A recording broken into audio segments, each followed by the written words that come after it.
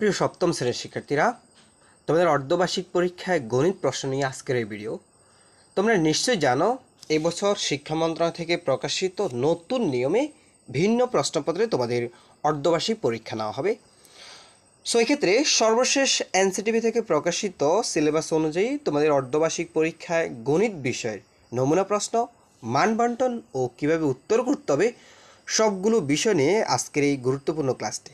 শিক্ষার্থীরা, ক্লাসটি শুরুর পূর্বে তোমাদের সবার প্রতি একটা রিকোয়েস্ট থাকবে, তোমরা যারা এই চ্যানেলে নতুন অবশ্যই চ্যানেলটি সাবস্ক্রাইব করে রাখবা, আর যারা করেছো তাদেরকে অসংখ্য ধন্যবাদ। দেখো, তোমাদের গণিত বিষয়ে 100 নম্বরের পরীক্ষা হবে, তবে সেক্ষেত্রে লিখিত পরীক্ষা হবে তোমাদের 70 নম্বরের, আর বহু নির্বাচনী বা এমসিকিউ পদ্ধতিতে সেখানে হবে তোমাদের 30 নম্বরের। ঠিক আছে, তো আমি এমসিকিউগুলো দেখাবো, তার আগে তোমাদের সৃজনশীল বা লিখিত যে অংশটি সেই পার্টটি একটু দেখিয়ে দিচ্ছি। মনে রাখবা, তোমাদের এই লিখিত পরীক্ষার জন্য সময় থাকবে 2 ঘন্টা 30 মিনিট। এই 2 ঘন্টা 30 মিনিটের মধ্যেই তোমাকে 70 নম্বরে অ্যান্সার করতে হবে।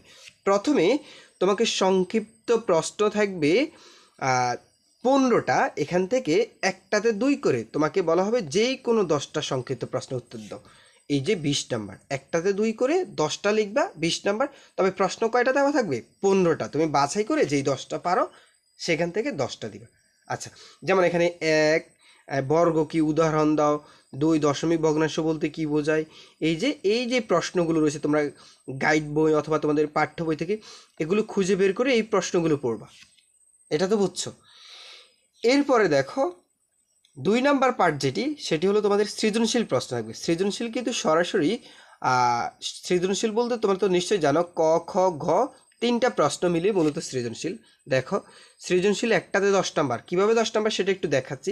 যে ক প্রশ্ন লিখলে এটাতে 2 নাম্বার, খ প্রশ্ন লিখলে এটাতে 4 নাম্বার এবং গ প্রশ্ন লিখলে এটাতে 4 নাম্বার। টোটাল এই একটা সৃজনশীল প্রশ্নে টোটাল 10 নাম্বার।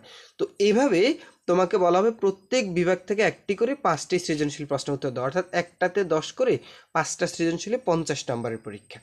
আচ্ছা, তো এখন দেখো, এই সৃজনশীলগুলো বলা হচ্ছে প্রত্যেক বিভাগ থেকে একটা করে। তো এক্ষেত্রে দেখো, এখানে পাটিগণিত ক বিভাগ, এখান থেকে 2টা প্রশ্ন, এই 1 নাম্বার এবং 2 নাম্বার। এখান থেকে যে 2টা থেকে তুমি এই 2টা থেকে যেটা ভালো পারো প্রথমে সেটা দিবা। ঠিক আছে, এরপরে তোমাদের হচ্ছে খ বিভাগ। আমরা একটু খ বিভাগটা দেখব।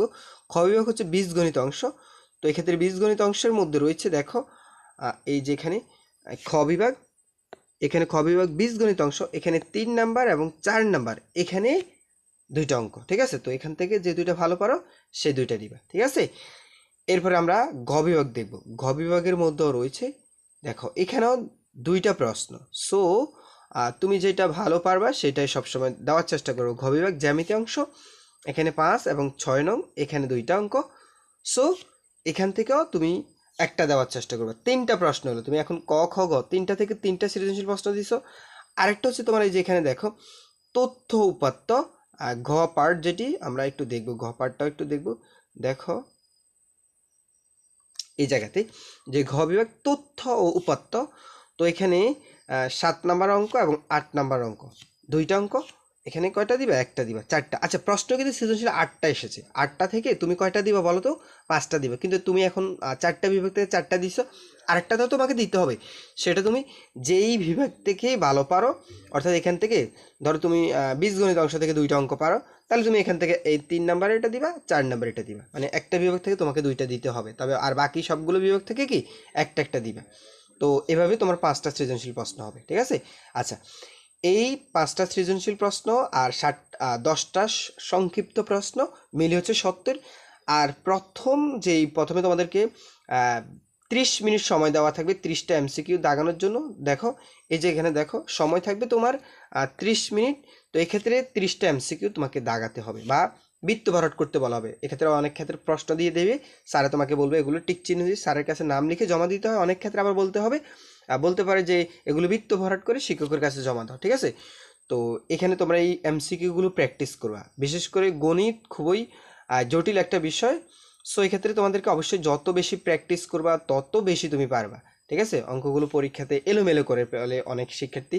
সো এক্ষেত্রে চেষ্টার কোনো কমতি রাখবে না। ঠিক আছে, যত বেশি প্র্যাকটিস করবে তত ভালো করবা। শিক্ষার্থীরা, যদি ক্লাসটি ভালো লেগে থাকে অবশ্যই একটা লাইক করে দিবা, আর চ্যানেলে নতুন হয়ে থাকলে অবশ্যই আমাদের চ্যানেলটি সাবস্ক্রাইব করে আমাদের সাথে থাকবে। তোমাদের অন্যান্য সকল বিষয়ের প্রশ্ন এবং কিভাবে সমাধান করতে হবে সবগুলো গোছানো ক্লাস আমাদের এই চ্যানেলে দেওয়া আছে। তোমাদের লাল কালারের যতগুলো ক্লাস দেখবে সবগুলো হচ্ছে সপ্তম শ্রেণীর জন্য। তোমরা সেখান থেকে ওই ক্লাসগুলো দেখে নিবে। তোমরা সবাই ভালো থাকবে, সুস্থ থাকবে। ধন্যবাদ সবাইকে।